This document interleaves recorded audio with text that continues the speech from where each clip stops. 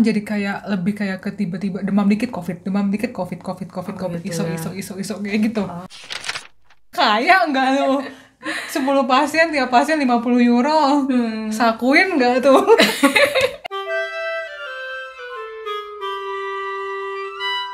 Iya. Teman-teman sekelas lu orang Jerman semua atau enggak?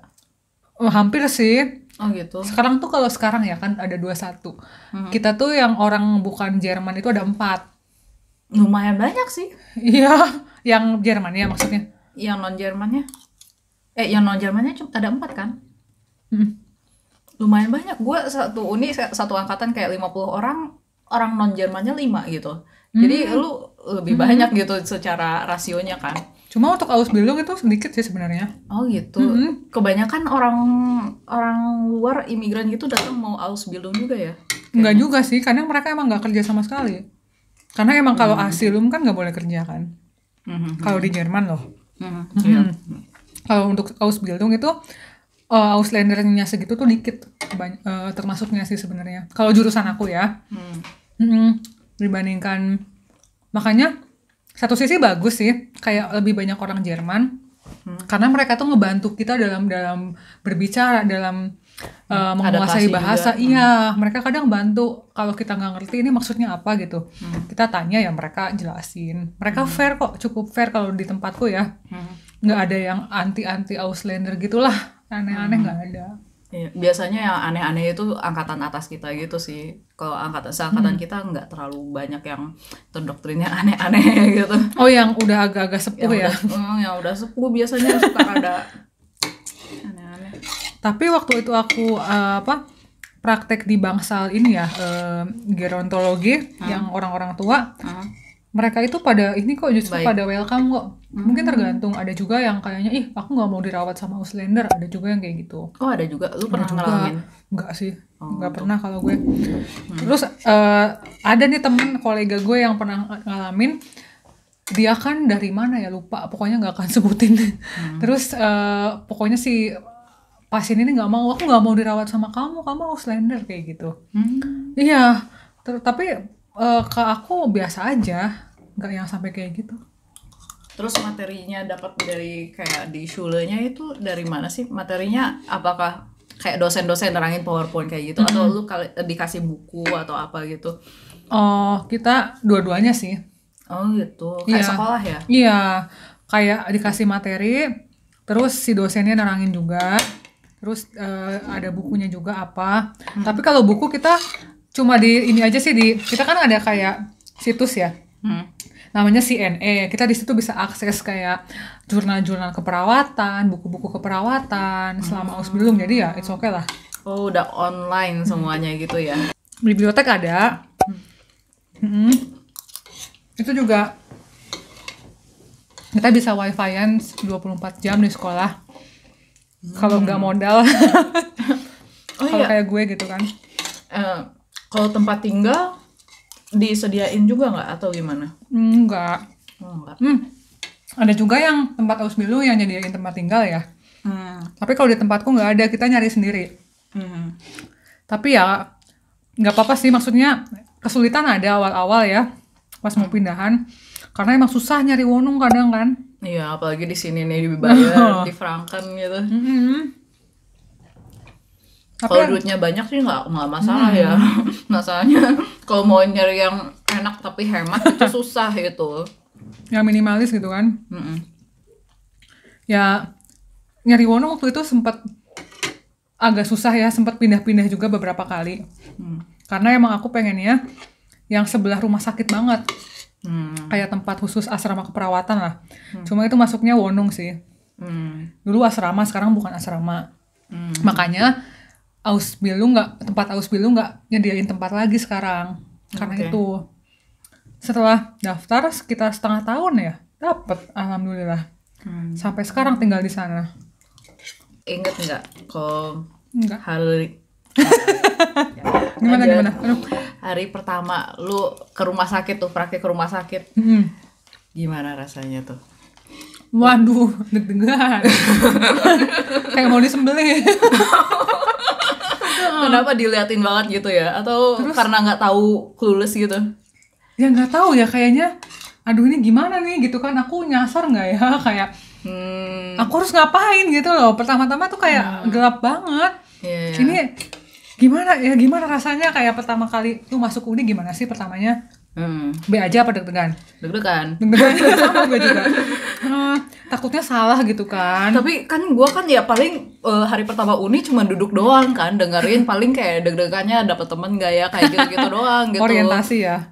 Orientasi. Tapi kan lu kan langsung dijudge gitu loh, kayak gitu. Ya makanya deg-degannya gitu ya. Apakah koleganya baik? Apakah kita benar-benar dapat kayak support dari kolega? Apa enggak gitu? Kadang ada juga tim yang nggak terlalu bagus lah di satu bangsal. Tapi alhamdulillah waktu itu aku kayak nggak langsung kayak disuntrungin gitu loh. Tapi kayak dapat bimbingan dulu lah. Harus ngapain aja tugasnya, terus sampai mana batasnya, ini pas ini boleh, ini belum boleh, kayak gitu. Tapi beneran dah, ini bangsal pertama aku dapet bangsal infeksi, jadi aku harus kayak pakai kayak ini kostum corona. Dan ya itu deg-degan juga kan, takutnya kena herpes gitu kan, tiba-tiba kan nggak lucu kan. Atau kena sipilis gitu kan hari pertama gitu. Tapi ya kalau pakai baju corona ya enggak sih, intinya nggak kenapa-napa. Dan ya udah deg-degannya minta ampun deg-degan ya. Tapi gimana caranya kerja pakai kostum corona gitu sih? Sebenarnya enggak, kalau itu kan belum ada corona ya waktu itu. Kita pakai baju corona kalau di ruangan pasien doang, kalau di tempat di bangsalnya enggak. Kerjanya dijatah nggak sih kayak berapa jam gitu? Maksimal. Kan biasanya kalau di Jerman suka kayak maksimal kerja berapa jam, nggak boleh lewat kayak gitu kan. Itu ada. Jadi kita tuh seminggu itu di kontraknya 38,5 jam. Ya hampir 8 jam sehari lah, hampir ya. Terus kalau sama pause kan 8 jam sehari, tapi sebenarnya kita kan kerja 7 jam setengah kan sebenarnya. Makanya itu bukan 40 jam tapi 38,5. Itu kan ya hitungannya. Tapi kadang karena jurusan keperawatan itu kan kadang Sabtu Minggu kita kerja. Makanya kadang semingguan itu penuh kita kerja, tapi liburnya tuh nanti minggu depannya lebih dari 2 hari. Jadinya 4 hari dan kerjanya lebih dikit. Ya gitulah, harus fleksibel kalau di jurusan keperawatan. Dan bisa juga kayak kerjanya weekend kayak gitu juga kan, soalnya pekerjaannya kayak gitu. Tanggal merah, aduh. Ya. Weihnachten lu dapat nggak? Wah, gue tahun ini enggak. Oh ya. Baik banget emang rumah sakit jiwa. Oh, untungnya. Tahun baru aja gue libur. Wow. Iya beneran. Bisa dapat dua-duanya. Iya, seneng banget. Terus lu udah ke bangsal apa aja? Sampai sekarang. Infeksi, bangsal gastroenterologi. Itu apa ya, dalam Iya, gitu ya? bagian dalam tapi kayak emah. Terus apalagi tuh pencernaan, kayak gitu banyak. Terus kardiologi gue udah pernah. Terus unfalsirugi, apa ya itu ya bahasa Indonesianya ya? Kayak operasi kecelakaan gitulah. Ini apa? Kayak tulang-tulang retak gitu. Iya. Sirugi. Bedah. Sirugi kan artinya bedah. Iya, bedah. Bukan penyakit dalam juga, itu apa ya? Itulah yang bukan UGD juga gitu. Bukan, bangsal ini bedah yang lebih banyak kayak ke misalnya orang yang habis kecelakaan, tulangnya patah, banyak operasi kan, atau kakinya patah, pinggulnya patah, tangannya patah, hatinya patah. Iya, aduh. Hatinya patah dia dong. Ki diapain Ki sama Diki? Atau Samsul Ki. Sekarang gimana kabarnya Bambang? Samsul masih hidup? Bambang nama Pak De gue. Ampun Pak De. Love you Pak De. Terus apalagi ya gue ya? Oh ya, gerontologi yang lansia-lansia gitu. Terus ntar gue pikir-pikir apa ya?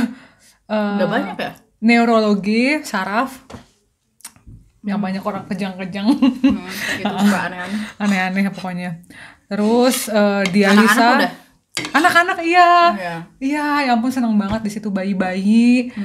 Terus bangsal melahirkan. Persalinan ya namanya. Anak-anak dialisa, cuci darah. Terus sekarang bangsal jiwa. Paling seru di mana tuh? Paling seru ya? Itu di ini. Bangsal anak paling seru. Oh iya. Karena emang sama anak-anak ya kita bisa ngobrol, bisa main gitu. Kadang kalau misalnya lagi sore-sore nih, anak-anaknya lagi bosen suster ngapain ya? Yuk main kayak gitu. Oh, itu lu gaji buta gitu. Seru-seru. Main dengan kostum doang aja. Iya mereka seneng banget kehibur gitu kan, orang tuanya nggak datang, bosen. Orang tuanya emang nggak boleh datang atau gimana sih? Emang sibuk aja sih kerja waktu sibuk. itu kan, nggak pas lah timingnya. Terus di bangsal Tapi cuci boleh darah. dibiarin gitu aja ya anak-anaknya, maksudnya nggak ada yang nungguin gitu? Wow, mandiri banget ya? Anak Jerman lah, mandiri. Iya sih, anak Jerman. Di bangsal persalinan itu berasa kayak pengen nyulik-nyulik bayi gitu. Tapi lu nggak pernah kayak ikutan kayak lahirannya orang kayak gitu? Nggak boleh. Nggak boleh ikut kan kalau misalnya Itu masih- bidan sih. Terus yang seru di dialisa juga seru. Maksudnya si pasiennya asik-asik ya. Mereka kan nggak stay di rumah sakit juga. Udah beres cuci darah pulang. Kayak gitu. Seru. Berarti lu kalau misalnya masih lagi Ausbildung ini kerjaannya tuh lebih ke kayak maintain doang gitulah ya, kayak kerjaan gini-gini nggak boleh ikutan kayak bantuin dokter ngambil tindakan kayak gimana gitu. Kalau kayak gitu paling nge-assist perawat aja. Oh, nggak assis perawat Kayak misalnya tindakan apa ya, harus nyuntik. Ya boleh kita nyuntik, cuma harus persetujuan perawat dulu. Kita harus bilang ini aku mau nyuntik misalnya Clexane atau heparin 2 mg 0,2 mg misalnya. Ini lihat ini udah pas atau belum. Oh, gitu. Terus lihat di data pasien, bener nggak nih pasiennya ini jam sekian dia harus dapat heparin misalnya. Terus nanti si pasiennya tanda tangan, kita yang nyuntik gitu. Nah, sekarang kan lagi zaman-zamannya COVID ya. Pas COVID ini lu udah berapa lama sih Ausbildung? Masih baru-baru atau? Udah mau masuk tahun ketiga malah sekarang. Oh, oke. Udah mau ini. Bagus lah udah Kiamat mulai. lagi. Astagfirullah. Lagi ngomong apa? Apa guys? Pas COVID ini ngerasain nggak sih bedanya gitu? Bedanya apa? Waduh, Cek. Gerah, Cek. Pakai moonshot. Pakai masker. Masker maksudnya. Masker FFP. 8 jam dong kerja pakai masker. Gue juga ngelabor 8 jam pakai masker. Pakai masker ngap kan? Ngap, tapi untung gue kayak ada rehat-rehat jadi bisa keluar gitu ya. Facial lu kayak gitu juga kan? Ya bisa sih kayak gitu kan. Kadang ada juga suster yang ini kan pengen ngerokok bentar 5 menit. Nah gue ikut-ikut aja meskipun gak ngerokok, tapi kan bisa ini kan. Hirup udara rokok. Ya juga ya.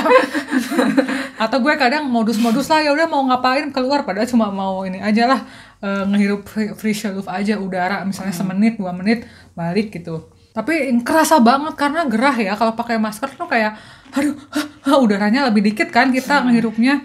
Dan kadang kalau misalnya lagi banyak kerjaan tuh kan keringetan gitu kan. Udaranya dikit jadi kayak cepet capek gitu loh. Dan kita suka panik kan kalau ada pasien demam dikit tiba-tiba isolasi, tiba-tiba apa tindakan COVID, prosedur bla bla bla. Kayak gitu sih sekarang, jadi kayak lebih kayak ke tiba-tiba demam dikit COVID, Gitu iso kayak gitu. Oh gitu. Ya, menggila. Padahal banyak banget kan penyakit yang ininya gejalanya demam gitu. Iya. Dan belum tentu COVID, dan jadinya kayak setiap demam tuh harus kayak hati-hatinya ekstra gitu ya. Hati-hatinya ekstra COVID-nya bener-bener. Tapi ada ngaruh banget. Tapi kolega lu atau siapa gitu yang lu kenal ada yang pernah kena COVID gitu nggak? Kenapa ada ya? Gue malah kenal sama ini perawat deket dia, maksudnya dari Indo juga dia. Dia kena COVID karena emang dia kerja ditugasi di bangsal COVID. Sekarang kan ada bangsal COVID khusus. Kayak perawat-perawat muda tuh harus bantu di situ. Oke. Kalau yang perawat yang udah inilah ya punya keluarga di rumah atau yang udah 60 ke atas, ada yang 50 ke atas, mereka kan udah nggak boleh ke situ. Rawan kan? Iya. Ada kok, maksudnya nggak memungkinkan ya kita bebas dari COVID meskipun udah pakai jubah selengkap itu kan, alat tempur. Tapi apakah itu ngaruh ke modulnya juga nggak sih? Kayak misalnya lu praktikumnya jadi harus lebih dikit atau lebih banyak gitu ke rumah sakitnya gara-gara COVID atau nggak ngaruh gitu? Pernah ya, kita pernah kayak karena COVID kita nggak ada Schule nih, nggak ada sekolah. Kita harusnya ke praktek jadinya. Terus ya itu jadinya kita lebih banyak praktek dan ya di situ sih ngaruhnya, dan di bangsalnya sendiri kita kurang personal jadinya karena mereka pada dikirim ke stasiun COVID kan, di bangsal COVID kebanyakan kayak gitu. Terus pernah juga di ini ambulan keperawatan ambulan itu keren banget, pakai mobil jalan-jalan ke rumah-rumah pasien. Itu keren loh ambulan. Jadi pasien-pasiennya yang dirawat di rumahnya sendiri gitu, terus lu ikutan jalan-jalan ngecek orang-orang gitu. Kayak misalnya si pasien ini pesen ini, mereka cuma minta perawat datang seminggu sekali buat mandiin dia, bantuin dia mandi misalnya. Ya kayak gitu, jadi sehari itu beda-beda.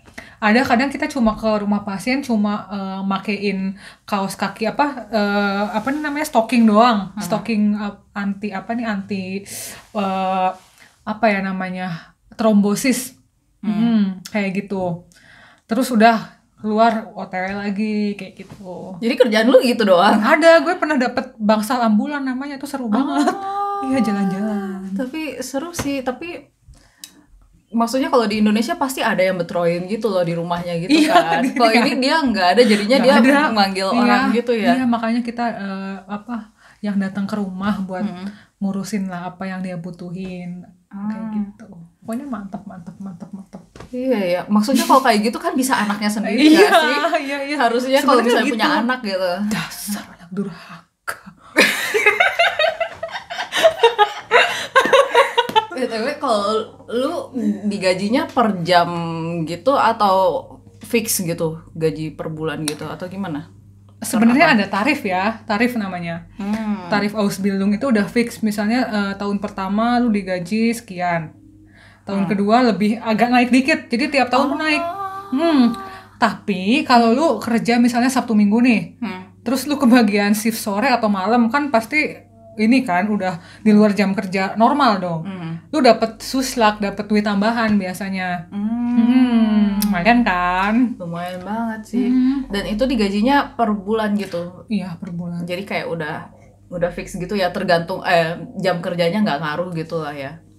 Tetap sih sebenarnya kita prinsipnya kecuali itu kalau misalnya tambahan sebenarnya gini ya, kita kerja sewiso seminggu itu di Fairtrack di kontrak itu kan 38,5 jam.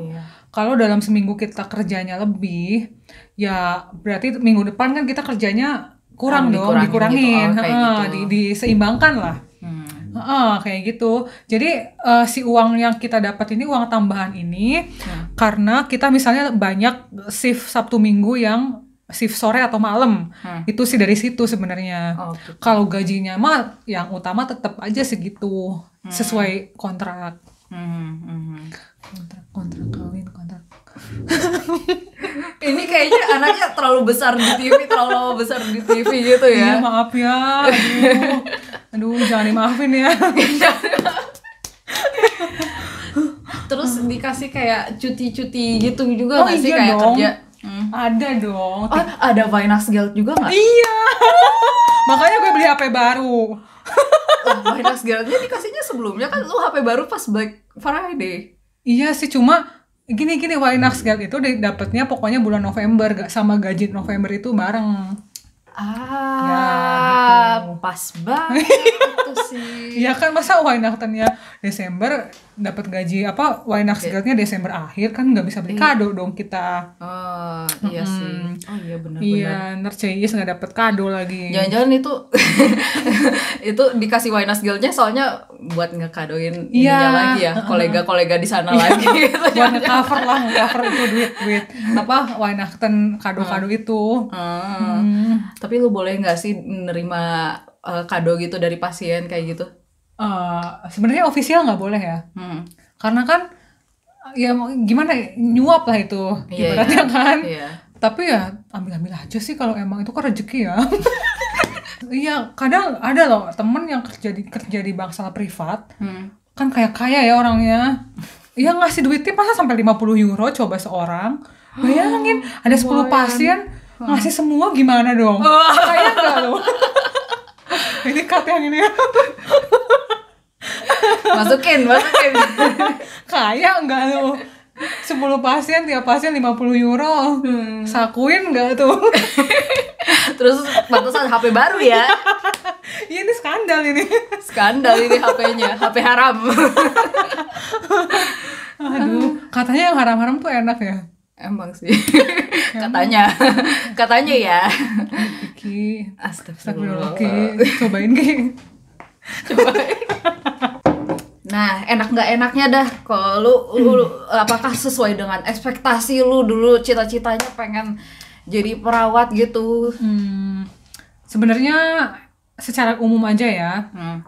Enaknya kita emang jadi tahu nih rumah sakit di Jerman kayak gimana. Sistemnya kayak gimana dan canggih-canggih gitu kan. Beda lah sama di Indo. Fasilitasnya segala macam beda banget. Bersih lagi kan kalau di Jerman itu rumah sakitnya. Iya. Pasiennya juga mereka itu kayak pada sadar diri. Kalau misalnya dokter bilang nggak boleh begini ya udah nurut aja. Terus pasiennya itu pada lebih kayak ini punya pengetahuan lah tentang penyakitnya, mereka lebih aware aja lah gitu. Oh gitu ya? Iya, makanya kalau kita ngobrol sama pasien atau keluarga pasien itu kita benar-benar harus sudah tahu informasi selengkap-lengkapnya tentang pasien itu. Dia dapat terapi apa aja, terus dia obat-obatannya apa aja, untuk apa aja ini obat-obatannya fungsinya, seperti itu kita udah harusnya tahu gitu kan. Daripada kita ngasih informasi yang salah, nanti pasien komplain begini-begini kan. Mendingan ya kita ini aja benar-benar cross check aja benar-benar kayak gitu. Ya itu nilai plusnya lebih kritis lagi. gitu ya pasiennya. Iya banget. Kan jadi kalau kita kan rada terintimidasi bisa jadi kan sebagai perawatnya gitu yang ketemu tiap hari. Makanya kita juga harus benar-benar kayak ya udahlah. Ini kita tetap harus belajar banyak gitu. Meskipun udah jadi perawat beneran pun, maksudnya udah Ausbildung pun kita tetap harus banyak belajar, banyak cari informasi, tetap enaknya kita merasa internasional aja gitu kan. Ilmu keperawatannya di Jerman, nggak di Cimahi gitu misalnya. Astaga. Aduh maaf. Tapi nggak juga, sumpah ini nggak ada hubungannya sama lokal atau yang aneh-aneh. Ya udah itu enaknya. Lebih update juga sih kadang informasi keperawatan di sini tuh. Gak enaknya apa ya, kurang liburan kan. Bohong bercanda. Gak enaknya itu kan udah dikasih ini libur juga kan. Iya 30 hari setahun. Oh lumayan itu. Gak enaknya apa ya, lebih kayak ke bahasa sih pertama-tama. Rempong gue man harus ngobrol sama pasien kan, pasien aja nggak ngerti, malu-maluin gitu. Apalagi kalau orang-orang yang maaf ya, yang kayak udah tua-tua gitu, kadang kalau ngomong tuh kayak susah, nggak terlalu jelas gitu kan. Pakai dialek lagi kan, pakai aksen gitu, aduh bingung kan kadang. Awal-awal nggak ngerti loh. Cuma gimana Pak? Sampai kadang-kadang ngomong harus berkali-kali, pelan, jelas, itu baru ngerti. Iya, itu yang kesusahannya awal-awal. Untung dia sabar ya? Iya, untung. Iya ya. Untung gue-nya enggak ya, enggak apa-apa lah. Susahnya apalagi susahnya tuh begini, bukan. Harus apa-apa kita ini sendiri sih, fight sendiri. Kita kan jauh dari keluarga nih ya, banyak yang dikorbanin. Kita harus bener-bener lah, harus kayak belajar tuh bener-bener. Terus nggak boleh kayak lengah kayak gitu sih. Itu sebenarnya bukan kesulitan, bisa tapi exmat nggak sih? Challenge. Bisa exmat nggak sih? Exmax. Exmatrikul DO. Oh bisa, Oh bisa. bisa dong. Heeh.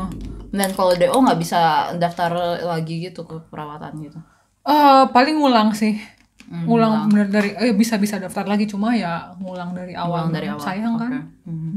Oke. Iya, awal-awal emang takut di DO kan, takutnya kayak waduh nggak lulus nih gimana.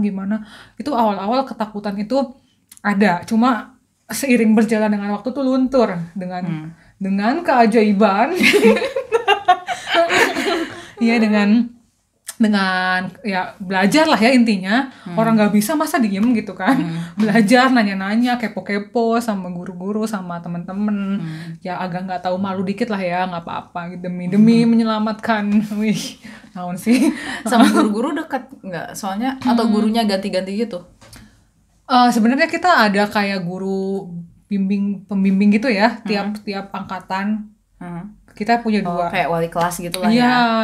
itu di situ kita deket lah sama mereka, karena kan mereka juga yang kalau ada apa-apa ke mereka dulu kan. Kalau ada info, terus kalau kita harus ujian apa-apa kan ke mereka dulu ininya, medianya. Tapi kalau guru lain sesuai dengan fahnya aja gitu kali ya. Iya, kayak gitu. Kurang lebih lah ya, kayak misalnya pelajaran matematika, guru matematika gitu. Gitu aja, Mbak. Apalagi Mbak ngefans ya sama saya. Aku, Mbak. Takut banyak fans gitu kan gue tuh. Kalau misalnya ngefans, maaf Iya udah nih, partly taken. Iya, gimana dong? Nambah apa ya? Kalau mau diduakan nggak apa-apa, ditigakan baru.